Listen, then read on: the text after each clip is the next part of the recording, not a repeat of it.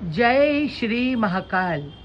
સવાર પડે એટલે પ્રભુ ભક્તિ કરવાનું મન થાય, પ્રાણાયામ કરવાનું મન થાય, પણ મનમાં કંઈક વિચાર પણ આવે કે અરે ભાઈ, લોકો મંદિર જાય છે, બિલીપત્ર ચડાવે છે, જળ ચડાવે છે, પ્રભુનું સ્મરણ કરે છે, ભજન કરે છે, પણ ક્યારેક વિચાર્યું છે ખરું કે મંદિર જઈએ પણ માતા પિતા સાથે આપણે કયો વ્યવહાર કરીએ છીએ, ભાઈ ભાઈની સાથે કેવો વ્યવહાર કરે છે, ભાઈ એક બહેનને રડાવે છે.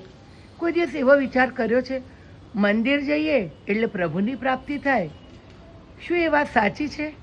અરે ભાઈ, દરેકના હૃદયમાં પરમાત્માનો વાસ છે, કણકણમાં પરમાત્માનો વાસ છે.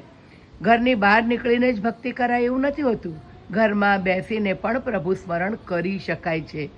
દરેકના હૃદયમાં પરમાત્મા છે એ ક્યારેય ન ભૂલું.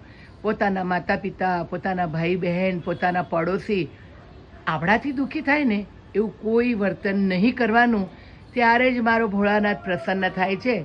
નાનપણથી મેં તો એવું જ સાંભળ્યું છે, કોઈને દુભવીએ, કોઈને રડાવીએ અને પછી ઘંટડી વગાડીએ. ના ભાઈ ના, ભોલેનાથ તો પ્રાપ્ત નહીં જ થાય. મને એવું લાગે છે પ્રભુની ભક્તિ કરવા માટે જનજનમાં પરમાત્મા છે એવું મન કેળવો. બરાબર છે ને? જય શ્રી મહાકાલ.